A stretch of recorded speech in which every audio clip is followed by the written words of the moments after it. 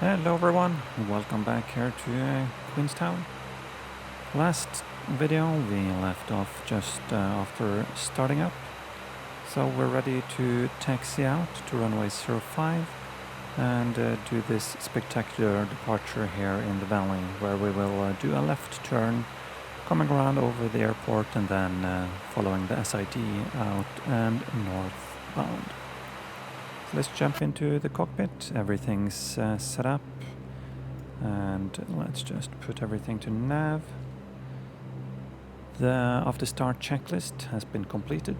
Let's press the brakes, remove the park brake, and we will taxi out.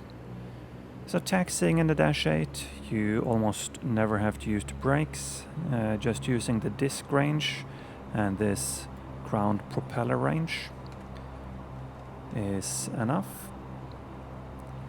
Coming up here to the hold short in a 2-pilot setup, you would split this where the captain is taxiing and doing a quick before departure briefing, but we'll stop here. And before lining up, the first officer would put the landing lights on, change the beacon over to strobe mode. Make sure the bleeds are off if you had them on to have some air condition on the ground. When lining up, notify the cabin that departure is imminent. Lower the gust lock. Do aileron check. And you can see that over here on the PFCS that everything is fine. And just check the elevators again as well for full travel. After that, spoilers to flight. So you have to do the ailerons check before you put the spoilers on, because the roll spoilers will be tested as well. So the before takeoff checklist is caution warning lights clear. We only have the parking brake now because we're stationary and with that set. Cabin clear received. The memory item for that in my company is putting both displays to nav. Flight controls checked, spoilers, flight checklist complete. We can release the brakes and then we will line up. Captain will check left side, say cleared left, TA. First officer checks the right side and says cleared right. And then we can line up.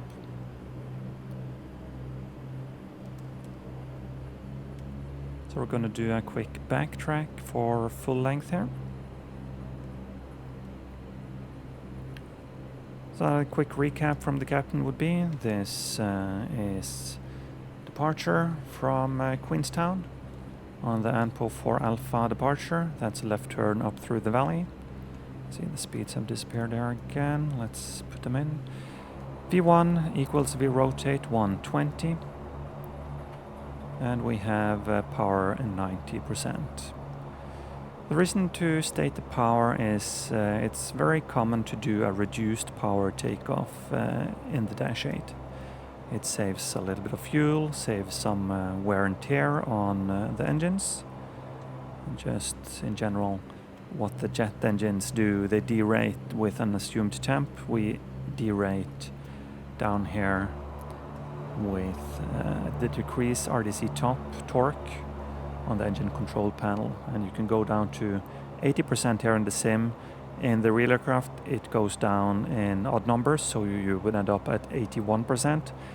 I think I've heard a mechanic say that it's just a display thing. It's 80 point something and then it rounds up to 81, but that's the lowest we will get in the aircraft. That's 5 clicks on the reduce. Good. So here we are, lined up 05, heading 053, set and cross-checked.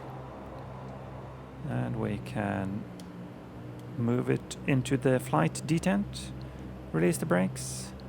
The calls now will be the pilot flying, increasing to odd feather arm. Pilot monitoring will then do power set in the flight rating detent. 80 knots, cross-checked.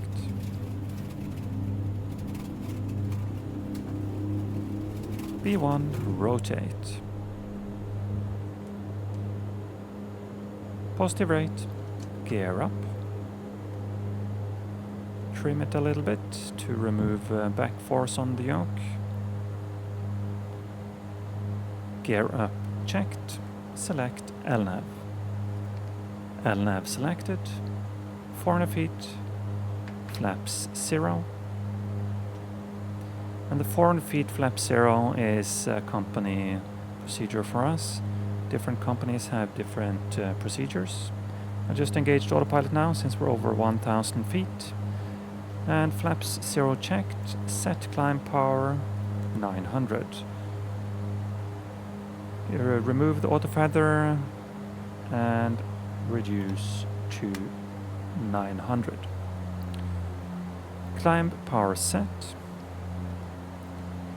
And now we'll just follow the departure here. After takeoff flow is turn all the pumps off, fuel and hydraulics, and double check that the gear and flaps is up.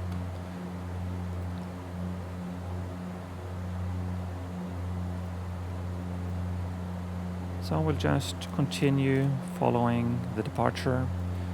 I have a feeling in real life we could just go straight out here with the Dash 8, but if you're IMC, it's quite a high MSA. It's 10,000 within 15 miles of the airport and 11,400 outside. So just to stay safe, we're gonna circle around in the valley here. We'll take bleed air on and max.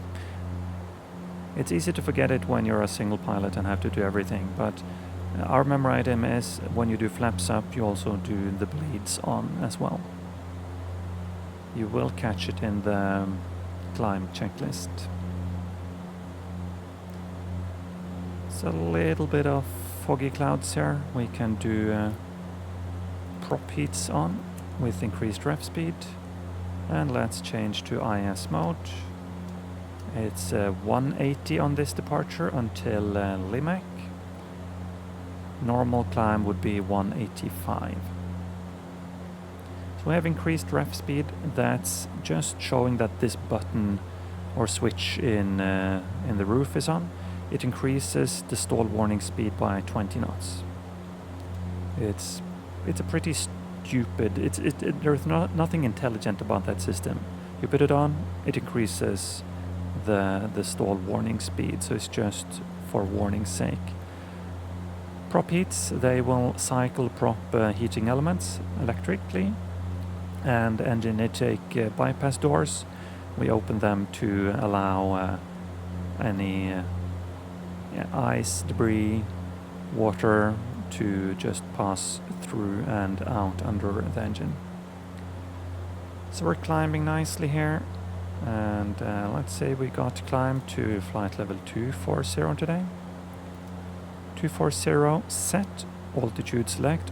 Always important to say the altitude select, or else it will bust the altitude when you're climbing. We have a flight level. Let's do standard. Passing flight level 104, set and cross-checked, and that's the cue to do the climb checklist. Gear up, flaps 0, pressurization is checked, altimeters are standard, checklist complete. I did the lights as well since we've passed 10,000. It's nice and quiet, so we can release the passenger and cabin crew. And that's us climbing out. Next up is the top of climb. It's nice and no clouds, no icing here, so we'll do ice protection partial again. And the call for us is ice protection partial. Turn the prop heats off, increase rev speed off. Once you've opened the engine intake doors in flight, it's suggested to not close them again. That has something to do with two different electric circuits that they run on. if you now turn them back to the closed position, I think it will run on a secondary circuit, and it's just not recommended from, at least from our mechanics, to do that. So once they're open, unless we're doing a very long leg, where we will have no icing for the rest of the leg, we would close them just to reduce a very slight amount of drag. And otherwise we are advised to keep them open. Doesn't matter here in the sim though. Another little trick while we're climbing here, we can do 185 firstly, and since we're above all terrain, I will also do pitch hold, just pressing the IS button again, and pitch down to about 5 degrees. That will allow the aircraft to accelerate to something very close to the recommended climb speed profile. So we'll just keep it there. We are in the max climb. That's done by putting the props into 900. If you for some reason wanted to do a non-standard 850 climb, you could do that and then press the max climb button down here on the engine control panel. MCR is max cruise, and will also adjust the torque bugs and max torque settings. That's automatically set with 850, so that's why I have to do a max climb push if you do 850 climb. But the latest recommendations from Pratt & Whitney is to climb in 950. You can climb in 1020 if you have a lot of icing, if you want to have a higher speed on the props to try to minimize ice accumulation on the prop blades. So just some tricks for real life. In the sim, again, it doesn't matter, you will never have anything to that level as far as I know. So everything looks good in the roof, lights are off, passengers are out and about, bleeds are on, ice protection is in partial. Right now it's just climbing out. We can increase the range a little bit just to see where we're going. And not unusual for a climb like this. If you're alone in the airspace, you would probably get a direct to something. So we can have a look at that. So the DTO button, let's say we can get a very nice shortcut today to Dopke. That's number 11, and enter. We'll do the same here, so since they're not synced, and that turns us directly to Dopke, and that's the start of the arrival procedure at our destination today. Continue turning the heading bug around.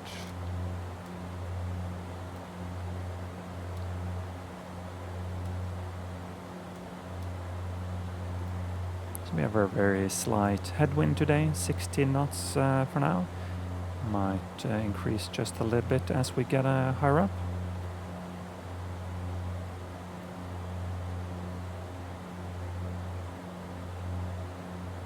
And since we didn't load this aircraft with more than 25 tons today, you can see we have a very nice and pretty realistic climb speed. As I've mentioned many times in other videos, if you overload this aircraft, and by that I mean above 25-26 tons, when you get to the higher altitudes, the power just isn't there to maintain a reasonable climb speed. So highly recommend that you don't load more than about 25 tons in the FlyJSim for now, until they update the engine power or whatever is causing it. I think it's something with engines and props. Have a quick look outside. Very nice livery, nice scenery down here in New Zealand. And this is with the X-Plane map enhancement, the free version, just to have updated ground textures.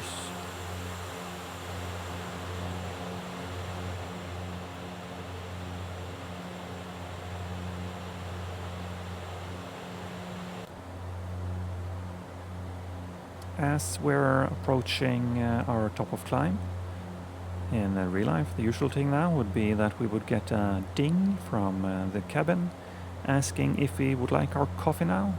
They're extremely good at doing that, just as we are supposed to focus on the top of climb and altitude capture call.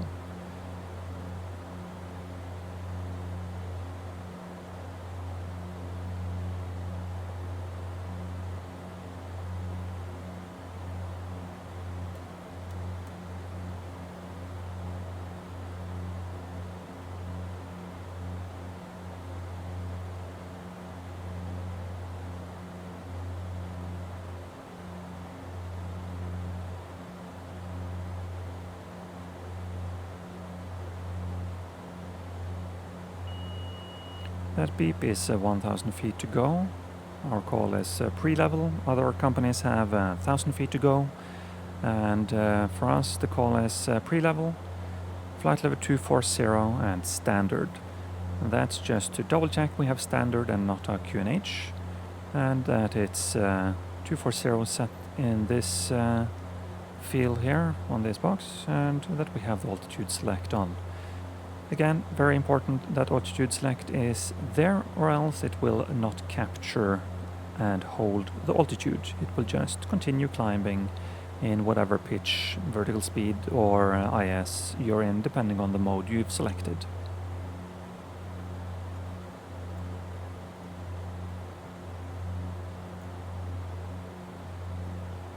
And then we have altitude captured. Just pay attention that the aircraft is actually leveling off, doing what it's supposed to do.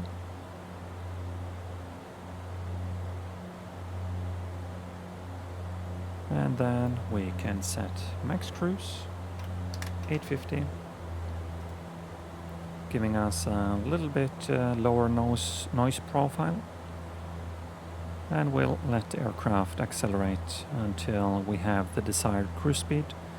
Today we're gonna do about 220. That's pretty normal economy cruise speed. 210, 220.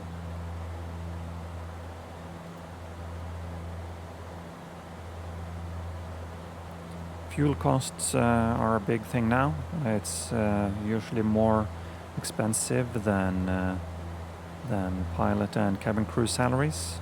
So in many years ago, it was more expensive to have the crew on board, so the airlines would fly faster just to save on flight time for the crew. But now it's the opposite. Fuel is most expensive, so we're flying fuel economy all the way, all the time, unless we are delayed or it's a sector that's programmed to be flown at a higher speed. But our flight plan would show that. So we're closing in on 220. We can start reducing the speed a little bit. Let's do about, let's see, we're 60%. It's still increasing. 55. About here, 55 to 60 should be fine. So that's the cruise segment started. Climb is done. And next up will be the descent, so we'll just fast forward a bit and I'll catch you when we're getting close to top of descent.